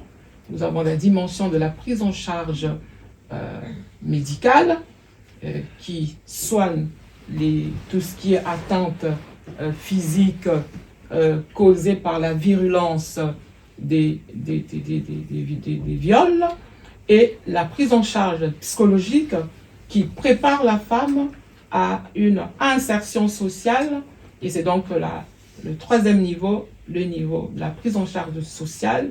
Et à ce moment-là, lorsque la femme est guérie complètement, elle est peut-être apte maintenant à accepter de déclencher la procédure pénale. Et donc, c'est ça l'approche systémique dans l'optique à l'aune de l'approche genre et holistique qui met donc en dialogue la norme internationale, la norme nationale, c'est-à-dire le droit positif du pays, et la norme coutumière. Grand merci Rebecca. Olivier, si vous voulez oui. réagir sur cette question de réparation. Alors, en fait, en réalité, on arrive, c'est notre 3e thématique, et le temps presse, alors que c'est justement le cœur du sujet. C'est-à-dire que la finalité est aussi un peu le début de la fin, et je voudrais donc aller assez vite. Vous avez parlé de cette programmatique holistique. Notre approche à nous, à la CPS, est très très similaire. Nous avons, et je dirais que c'est plutôt notre approche à nous, elle est pragmatique holistique. Et je voudrais dire que le cœur du sujet pour nous, et la préoccupation qu'on a en quelque sorte en commun, comme point de départ, c'est la crédibilité en fait de la juridiction. Et notre point de commun, notre point de départ pour le raisonnement que je vais essayer de présenter, mais très vite, parce que je voudrais absolument qu'on passe plutôt le clip. Je pense que c'est parlant. Notre approche à nous, elle a été de considérer que le principal droit des parties, et notamment des victimes, c'était d'accéder à un recours effectif, de bénéficier d'un recours effectif. c'est pour nous l'un des droits de l'homme les plus fondamentaux. Or, et c'est là où on a été créatif à la CPS, était de dire que pour qu'il soit effectif, le recours devait aussi aller jusqu'à rendre sa décision probable, exécutable. Et la décision de la CPS, en fait, se positionne à l'inverse de votre présupposé de base, et en même temps à l'inverse aussi de la jurisprudence jusque-là émise en Afrique. Je m'explique. Au Sénégal, dans l'affaire Habré, au Tchad, dans l'affaire Habré, en Guinée, dans l'affaire du Stade, et dans votre présupposé, en fait, ce que vous appelez réparation, c'est en fait de l'indemnisation. C'est de l'article 1382 du Code civil. Un fait générateur, un préjudice, un lien de causalité entre les deux. Et en bon civiliste, la conséquence de cela, c'est la réparation intégrale du préjudice. Ce qui, quand même, est conditionné par le fait qu'il faut définir ce préjudice. Or, si vous regardez les décisions au Sénégal, au Tchad et en Guinée, l'indemnisation, donc la réponse au préjudice, elle n'a pas été du tout individualisée, elle a été forfaitaire. Ce qui est la limite du raisonnement, si vous voulez. Si vous avez une réponse forfaitaire, c'est peut-être que le préjudice soit est commun à toutes les victimes, soit il n'a pas été individualisé par le juge. Bien, la deuxième conséquence de cette approche, c'est que en réalité, elle n'est pas exécutoire. Dans l'affaire Habré au Sénégal, le tribunal a prononcé plus de 120 millions de dollars de réparation. On est à plus de 105 au Tchad. Ce sont des sommes qui ne sont pas à la disposition des tribunaux. La CPS a considéré, elle, qu'il fallait apporter une réponse et que la réponse devait être proportionnée. Nous sommes là dans la filiation, si je puis dire, de la Cour pénale internationale, et en même temps probable. Concrètement, ça veut dire quoi? Ça veut dire qu'il y a plusieurs conclusions de tout cela. Premièrement, ça veut dire que celui qui a condamné à réparer, c'est l'auteur. C'est l'auteur. C'est lui qui doit être condamné à réparer. Et je voudrais juste faire une petite parenthèse. Il y a une espèce de bascule très, très complexe entre peine et réparation. Si vous prenez les décisions du TPY, TPIR, la peine est déjà un commencement de réparation. Mais si vous prenez la jurisprudence des chambres spécialisées pour le Kosovo, par exemple, l'indemnisation est elle-même aussi une forme de punition. Voilà, donc il y a là une espèce d'ambiguïté qui est très complexe, et en même temps, il faut répondre à deux questions, deux actions, une action pénale, une action répressive. Pour aller très très vite, parce que vraiment le clip, moi, me semble beaucoup plus parlant, la CPS a pris quelques positions de principe. Donc premièrement, interdiction, quelque sorte, en tout cas la cour d'appel, la chambre d'appel a dit qu'une juridiction de première instance ne devrait pas prononcer de réparation dont elle n'est pas certaine de la probabilité d'être exécutée. Ça veut dire qu'en fait, pas de fausse promesse en gros. La deuxième chose, c'était de dire que l'auteur est responsable de la réparation et que donc les mesures de réparation doivent être prononcées contre lui. Par contre, il est possible et même souhaitable que des tiers viennent se substituer dans la réalisation des réparations à l'auteur, puisque c'est pas un scoop du tout, mais la plupart des gens qui vont être condamnés pour des crimes aussi massifs que ceux dont on parle n'auront pas les moyens financiers d'y faire face. Donc que la communauté internationale, que les ONG, que les États viennent se substituer financièrement ou techniquement, pratiquement, à l'accusé ne pose pas de difficulté, et même c'est encouragé par le tribunal. En revanche, le tribunal ne prononcera pas de condamnation, c'est ce que dit la juridiction, mais ne devrait pas, ou ne prononce pas dans ce cas d'espèce, de condamnation contre un tiers.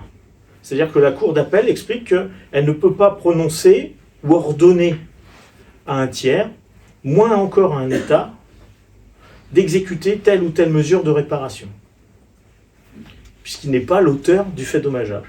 Autrement dit, le droit qui est appliqué à la CPS, est un droit qui n'est pas le droit civiliste, mais qui est plutôt tiré, parce qu'on a une loi spéciale qui s'appelle le règlement de procédure et de preuve, d'un droit qui se rapproche du droit international tel que pratiqué à la fois par la CPI et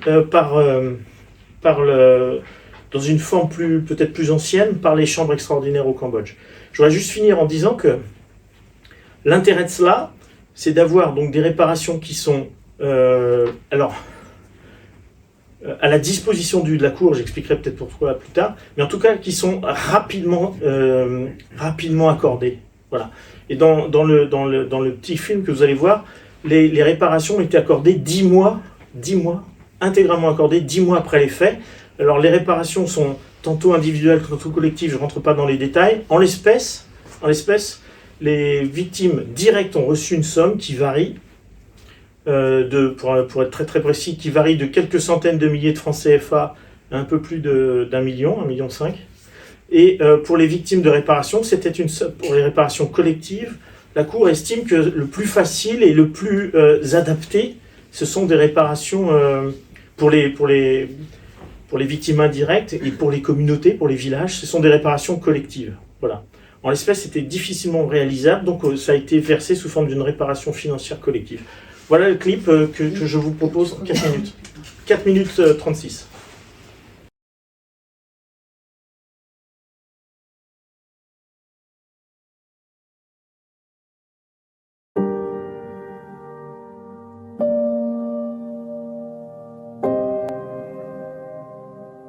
Le 21 mai 2019, les membres du groupe armé 3R ont fait éruption au village Lemuna et Kundjili.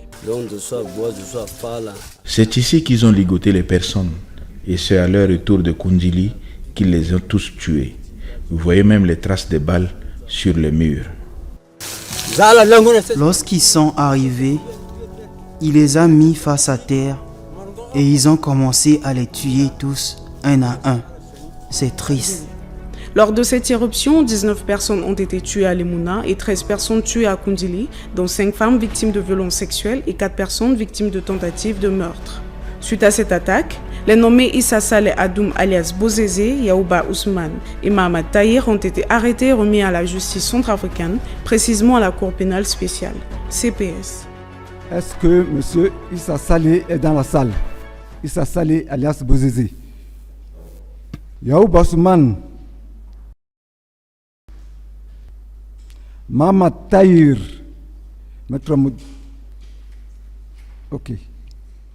L'ouverture du procès dans le cadre de cette affaire de tuerie de Kundjili et Lemuna eut lieu le 19 avril 2022. Dans la même année, la Cour avait procédé à la première décision en première instance condamnant les 3 personnes, Issa Saleh Adoum alias Bozézé à perpétuité, Yaouba Ousmane et Mohamed Tahir à 20 ans d'emprisonnement ferme. Condamne Issa Saleh Adoum alias Bozézé à la peine d'emprisonnement à perpétuité. Mohamed Tahir à la peine d'emprisonnement pour une durée de 20 années.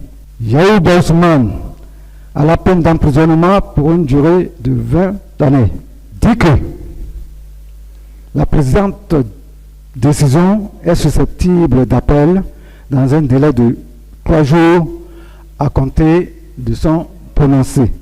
Cette affaire a été portée devant la chambre d'appel qui statue en dernier ressort et qui condamne Issa Saleh Adoum alias Bozézé à 30 ans d'emprisonnement ferme, Yaouba Ousmane et Mohamed Tahir à 20 ans d'emprisonnement ferme. La chambre d'appel, au nom du peuple centrafricain, après en avoir délibéré conformément à la loi, statuant publiquement et contradictoirement, en dernier ressort. Le 23 octobre 2023, la Chambre d'appel a ordonné des mesures de réparation pour les victimes.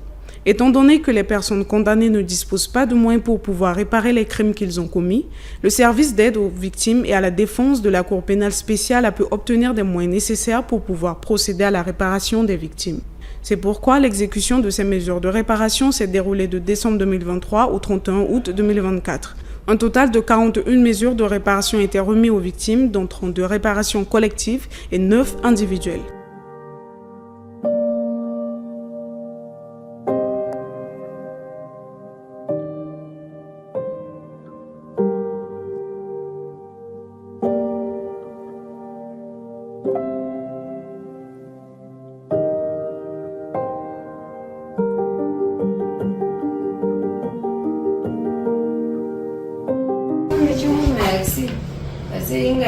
Je voudrais dire merci à la Cour pénale spéciale pour cette réparation. Ce que vous nous avez donné aujourd'hui va nous aider à faire face à nos problèmes. Ok. Vous avez reçu votre argent aussi? Il est reçu. Combien? 350. Ah, ok. Et remercie la Cour aussi. Ok. Nous vous remercions aussi et vous souhaitons beaucoup de courage. Bon retour à la maison et à bientôt. Il convient de noter que c'est la première fois dans l'histoire de la République centrafricaine que des mesures de réparation pour les crimes de masse sont décidées et exécutées dans un temps record de 10 mois.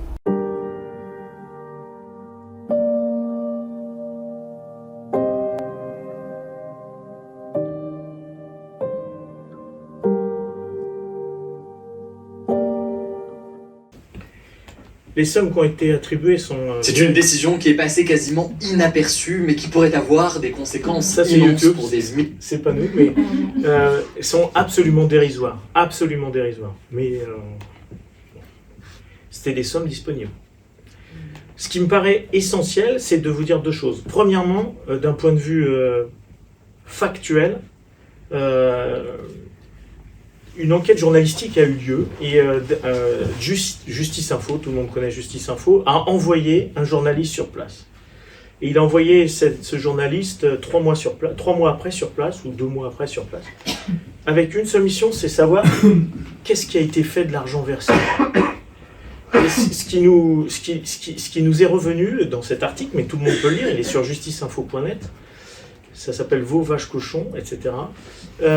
C'est qu'en réalité, même avec des sommes dérisoires, on a réénergisé, on a remis de la vie dans le village. Et en fait, ces sommes-là ont été utilisées, par exemple, pour acheter des champs, pour acheter du bétail.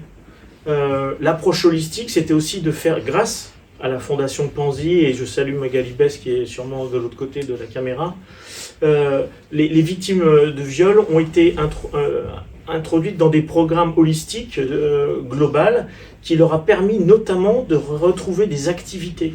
Ça veut dire quoi? Ça veut dire que la réponse rapide a permis de garder les femmes dans les villages, ce qui était déjà une réussite très très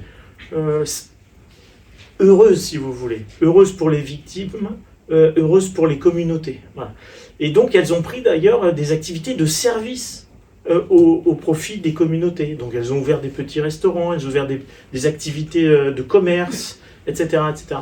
Donc ce que je veux dire, et je suis un peu long, mais c'est qu'avec des sommes vraiment dérisoires, on a réussi d'abord à garder les victimes dans les communautés et à remettre de la vie. Ensuite, si vous voulez, ce qui était intéressant pour nous, c'était d'épuiser ce qu'on pouvait faire. Les ressources qu'on avait à disposition, et je peux vous dire, elles étaient vraiment modestes, ont été consacrées à ça, et pourtant on arrive à avoir des impacts satisfaisants. Voilà. Bon, si vous voulez, on pourrait parler des effets juridiques et de cette décision ultérieurement, mais voilà, si on avait pu, on aurait fait plus. Mais ce qui compte, en tout cas l'écho qu'on a eu de cela, c'était le fait, en tout cas c'est dit dans le clip, que pour la première fois, on a rendu tangible, réel, une décision judiciaire qui prenait en considération les victimes. C'est ça qui était très important pour nous. Et c'est vrai que même modestes, ces réparations ont eu plus d'écho que les peines. Tout le monde est habitué à être informé de condamnation et de punition. Mais là, les réparations, c'était vraiment une première, encore une fois, avec des niveaux qui sont pas au niveau de ce que l'on peut trouver dans des jugements qui mettent plus de 10 ans à être exécutés, si vous voulez. Voilà. Grand merci. Là aussi, il y aurait des questions passionnantes à poser. Peut-être les dernières minutes, le mot de la fin pour vous, Rebecca. Pour le mot de la fin, je voulais conclure sur justement les réparations extrajudiciaires. Dans le cas de la Cour pénale spéciale pour la RCA, je pense que la RCA ne dispose pas de fonds. Ne dispose pas de fonds de réparation, n'est-ce pas? Alors, on n'a pas de fonds de réparation, mais justement, pourquoi ça a été si rapide? C'est parce que les sommes qui ont été versées ont été prises sur notre propre budget de fonctionnement. À la différence de toutes les autres juridictions qui ont un organe plus ou moins rattaché à la Cour, plus ou moins dépendant ou indépendant, et qui est en fait une autre machinerie, si vous voulez, une autre administration, on n'a pas fait ça du tout, on a pris sur notre budget de fonctionnement. Et je suis passé un peu sur les mesures conservatoires, on aurait pu aussi en parler, mais en tout cas, en l'espèce, ça a été pris directement sur notre budget comme gage d'efficacité. Pour le cas de la République démocratique du Congo, moi j'ai fait la proposition de la création d'un fonds national de réparation des victimes. Voilà. Un fonds national de réparation des victimes créé sur la base du principe de solidarité nationale. La base du solidarité nationale qui voudrait que les victimes obtiennent ce fonds tout simplement lorsqu'elles ont apporté la preuve de la matérialité des violences sexuelles. Et donc c'est le fonds, l'organe en tant qu'organe, le fonds est un organe qui mobilise les fonds, mais c'est également un organe de définition et de détermination des mesures de réparation. Et ce fonds est également, sert également d'auxiliaire de justice aux réparations judiciaires, en fait. Alors, je voudrais préciser cela, c'est très important. Dans le cadre des réparations gracieuses, il y a une ordonnance de réparation qui est rendue, et donc c'est le fonds qui est ordonné à procéder à l'effectivité des réparations, puisqu'il y a des fonds qui sont destinés pour cela. Lorsque le juge gracieux de la chambre gracieuse n'a pas assez d'éléments d'information au niveau de la détermination de préjudice, quant à la définition du programme de réparation, comme a dit Olivier tout à l'heure, divers programmes en fonction de besoins. Ça peut être la formation, ça peut être le commerce, ça peut être toute autre chose qui corresponde aux besoins de la victime pour favoriser sa réparation intégrale, sa restauration. Et ça, c'est le travail du fonds. Le fonds est tellement proche des victimes qu'il connaît les besoins des victimes, il peut faire des enquêtes et il ramène des éléments d'information au niveau du juge gracieux. Et donc, c'est à ce moment-là que le juge gracieux rend son ordonnance et cette ordonnance des réparations est mise en œuvre par le fonds. Le fonds a aussi la fonction lui-même d'identifier les victimes, d'avoir une liste des victimes, mais la liste des victimes là est homologuée par le juge pour qu'elle fasse foi. Et donc il y a une espèce de complémentarité entre les organes extrajudiciaires qui ont la fonction de réparation. Je vais conclure par là. Nous avons la commission Vérité et Réconciliation, éventuellement, que nous avons prévu également dans notre thèse. Cette commission Vérité et Réconciliation est dotée également de la fonction de réparation. Et donc, une fois que les femmes, les victimes sont écoutées, et si la commission nationale commission de réconciliation et de vérité a des éléments probants de la matérialité des crimes de violence sexuelle, puisque les femmes, les victimes, généralement, ne saisissent pas beaucoup la justice, comme je l'ai dit tout à l'heure. Elles déposent beaucoup plus, elles sont beaucoup plus écoutées devant les commissions nationales vérité.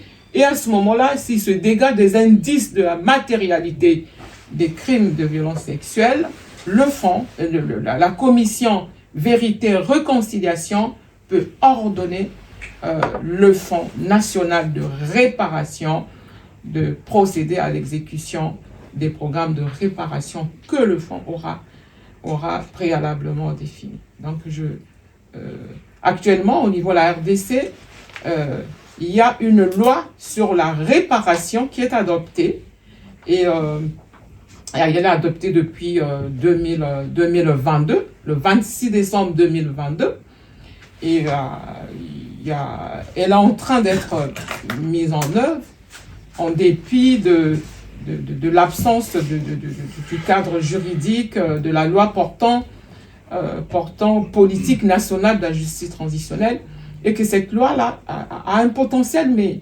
reconnaît même la fonction de réparation au procureur de la République, c'est-à-dire à l'étape préliminaire. Et donc, il y a une influence sur le système et l'organisation même du système judiciaire. Et donc, il nécessite des réflexions, l'harmonisation avec le système judiciaire actuel pour que cette loi puisse être véritablement effective. Mais le fond est là, les services sont en train déjà de travailler. Il faut tout simplement finaliser la réflexion. Et donc il faudra reprendre la réflexion une autre fois, avis aux organisateurs. Je pense qu'il y a matière là à penser un format beaucoup plus long pour explorer les différentes pistes qui ont été soulevées sur les... J'ai vu une question au fond. Alors, du coup, je me tourne vers les organisateurs pour savoir si on doit partir en courant. Des réponses courtes, voilà. Ne pas excéder en tout cas 19 heures. Très bien. Alors, une question. Merci. Je n'ai pas vu la dimension temporelle dans le débat, c'est-à-dire une forme de droit préventif. Finalement, on est toujours à essayer de réparer les erreurs. Le droit il est à l'opposé de la fatalité. On ne peut pas dire que c'est à cause de la culture, de la religion ou d'un conflit. Qu'est-ce qu'il y a comme expérience, comme expérimentation, comme recherche et expérimentation en matière, entre guillemets, de droit préventif pour condamner aussi les personnes qui en amont, comme en accidentologie ou dans la top down technologie, on essaye de remonter en amont par rapport aux constructeurs d'avions. À un moment, il faut remonter en amont et on fait du préventif. Et quels sont les droits préventifs qui appliquent à un moment donné dans tout ça? Alors, une réponse courte, ça va être compliqué. Bon, on prend plusieurs questions peut-être. Oui, peut-être. Oui, vous avez une question, monsieur. Moi. Oui. Bon, j'ai bien suivi votre exposé. J'ai plusieurs questions, mais je vais poser une seule question pour limiter le temps. On dit souvent qu'il n'y a pas d'effet sans cause. Là, la cause, on la connaît, ce sont les guerres. Alors, est-ce que la justice peut vraiment condamner les causes? On est à peu près sur la même thème. Oui, tout à fait. Les deux questions se rejoignent, ça c'est bien, comme ça on va aller y répondre. Est-ce qu'il y a une autre question? Une autre question courte pour une réponse courte. Oui. Ma question est plus axée plus sur le côté préparation. On a parlé, parce que c'est ce qui ressort de ce colloque, de la réparation intégrale. La réparation intégrale implique que les victimes soient réparées, que le préjudice déjà est dans toutes ses facettes, c'est-à-dire que ce soit de façon patrimoniale ou extra-patrimoniale. Et dans les violences sexuelles, comme c'est dit ici, ce sont des préjudices extra-patrimoniaux. Et moi, je voudrais savoir, monsieur, si chez vous, au TPS, c'est ça, hein, la réparation... TPS, c'est l'adresse d'à côté, moi c'est CPS. CPS, TPS. De toute façon, je pense que la question, vous pouvez répondre tous. De la réparation des préjudices sexuels, comment se passe l'évaluation? Par exemple, là, la vidéo est marquante. Et comment se passe la réparation donc, sexuelle, le préjudice extra-patrimonial, qui donc ici, en l'occurrence, la réparation du préjudice sexuel. Il y a le volet déjà sexuel, mais il y a aussi le volet psychologique, psychique que Madame Boao vient d'expliquer. Est-ce qu'il y a une réalité, il y a vraiment des médecins qui prennent en charge les victimes pour évaluer leurs préjudices et vous, en tant que magistrat, vous prenez en compte tout ce qui se dit, tout ce que les experts disent, pour donner un certain nombre de montants, notant que le préjudice, par exemple, pardon, oui, je vais écouter. J'ai compris. Donc, est-ce que j'ai compris. Dans les délibérés, même s'il n'y a pas, on a compris qu'il n'y a pas de montant, il n'y a pas de l'argent en soi, le budget pour indemniser, parce que même les fautifs ne peuvent pas, mais est-ce que dans les délibérés, vous évaluez ces préjudices-là? Oui. On commence par cette question-là et on finit par les premières. Il y a encore une autre question. C'est une petite question. C'est pour vous, madame. C'est comment est-ce que les survivantes, justement, elles-mêmes de ces violences sexuelles ont été impliquées dans vos recherches? Bon, ça ne sera pas 19h, faut moi, je peux être très rapide. Voilà. Alors, pour les deux premières questions, en réalité, le droit pénal, c'est un droit de réaction, en fait. Et par conséquent, on peut anticiper la réaction pénalement, et donc ce sera toutes les infractions type association de malfaiteurs, type crime commis en bande organisée, dépôt d'armes, etc. Mais prévenir la guerre, on le peut par la crainte de la sanction pénale. Et donc c'est là où le recours il doit être effectif aussi. Il doit être effectif dans la réparation, mais aussi dans la répression. Et ce que j'ai essayé d'expliquer, c'est que la CPS, elle est principalement l'héritière d'une méthode d'abord de répression, donc d'intimidation, peut-on espérer, et ensuite de réparation. Petite nuance là-dessus, les juridictions nationales centrafricaines, donc en particulier la Cour criminelle de Bangui, a condamné à l'heure actuelle environ 200 personnes, plus de 200 personnes, pour des infractions, non pas de crimes de guerre, mais justement d'association de malfaiteurs, d'atteinte à la sûreté de l'État, d'atteinte à la sûreté intérieure, extérieure, dépôt d'armes, etc. Donc on est justement dans l'anticipation. Le but de la CPS, c'est de monter, si je puis dire, le niveau, monter la qualification. Et donc là, on est forcément après, si je puis dire, l'acte criminel qui est de commettre des violences ou des hostilités. Voilà. Et puis la guerre, on ne peut pas vraiment la condamner, sauf à réprimer le crime d'agression. Nous, on condamne les personnes seulement. Pour votre question, monsieur, l'évaluation des préjudices. Très compliqué. Et je reprends la précaution que j'ai répétée déjà à plusieurs reprises, c'est que chez nous, la réparation est proportionnée. Elle n'est pas intégrale. D'accord ? Donc là, ceux qui prétendent accorder une réparation intégrale ont une question très importante qui est d'estimer le préjudice. Et le préjudice, il est multifacette et il est même transgénérationnel parfois. Donc c'est une mission qui est extrêmement complexe. Pour nous, on s'est limité à l'évaluation du préjudice direct. Ça veut dire les violences subies et le préjudice causé par cet acte sur les victimes.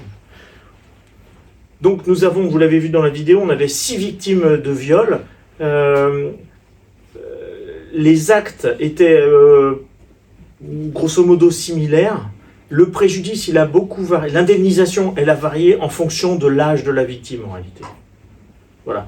Et on avait dans ce dossier une jeune fille qui avait 10 ans et qui a été celle dont le cas a été pris en considération d'une manière, comment dire, un peu supérieure. Voilà, un peu supérieure. Justement par anticipation des difficultés qu'elle pouvait rencontrer. Voilà. Et puis je répète que ça, c'était juste un aspect financier. Le reste a été pris en charge grâce au projet Nengo, que je salue encore une fois. Voilà la réponse qui a été apportée. En tout cas, chez nous, la réparation n'a pas été forfaitaire pour toutes les victimes, mais elles ont été examinées, leur situation a été examinée une par une. Voilà. Je pensais être plus court encore, mais... Merci. Et Rebecca, vraiment le mot de la fin, là, pour le... Alors, je vais répondre sur les deux questions. La question de l'évaluation du préjudice psychologique des victimes. J'ai dit tout à l'heure, selon l'approche systémique, l'évaluation des préjudices psychologiques se fait sur le recours aux experts, aux praticiens. Voilà. Et donc, il y a un rapport d'expertise. Et ça, la loi de la RDC fait obligation aux victimes de consulter un médecin légiste et un psychologue, ce qui ne se fait pas au niveau de la France. L'expertise médicale et psychologique sont obligatoires pour la prise en charge de la victime. Et donc ça, c'est une prise en charge formelle, totalement formelle, et donc qui met hors de cause l'appréciation forfaitaire. Donc l'appréciation est in concreto. Et en fonction de cela, et pour la prise en charge de la femme ou de la victime, il ne s'agit pas seulement d'indemniser financièrement, parce que c'est une forme d'indemnisation. Il s'agit également d'accompagner ce qu'on appelle la complémentarité des réparations, des modalités de réparation, des types et des modalités de réparation, des modalités collectives individualisées ou des réparations, des formes de réparation aussi complémentaires, indemnisation et accompagnées par la prise en charge psychologique et même quelquefois aussi par l'insertion sociale de la femme en l'accompagnant par rapport à la formation et autres. Et voilà. Donc, l'expertise, elle est vraiment scientifique, basée sur l'expertise du psychologue qui est obligatoire. Maintenant, en ce qui concerne l'implication des survivantes, j'ai eu à faire deux voyages. Je suis moi-même, depuis 30 ans, experte sur les violences sexuelles. Je suis consultante internationale depuis près de 30 ans sur les violences sexuelles. Et donc, le comportement des victimes, je l'ai quand même appréhendé pendant plusieurs années avec les cliniques juridiques. Et voilà. Et donc, j'ai fait 2 fois le voyage sur la RDC. J'ai travaillé également avec la Fondation Panzi. J'ai pu obtenir donc, qui a beaucoup contribué au choix vraiment du modèle de prédominance de la réparation sur la répression. Maintenant, en ce qui concerne les mesures d'anticipation du guerre, vous savez, dans le cadre de la justice transitionnelle, nous avons ce qu'on appelle les mesures de garantie de non-répétition.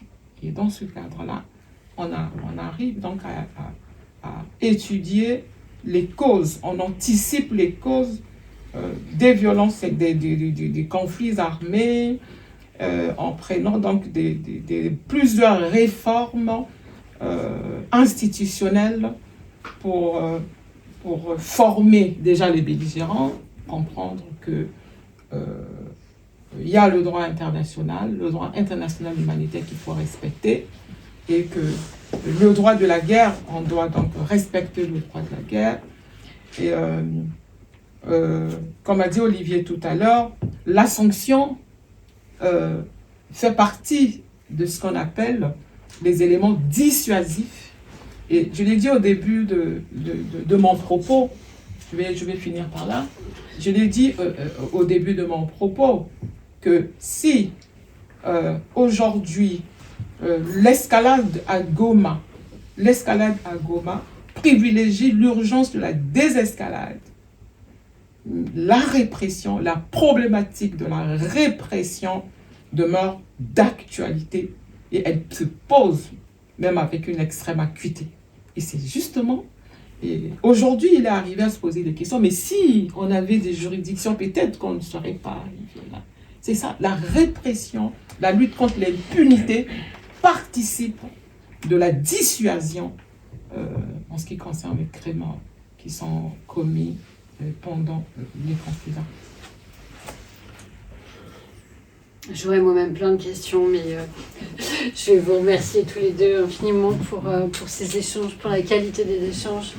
Un grand merci et un grand bravo pour cette belle thèse avec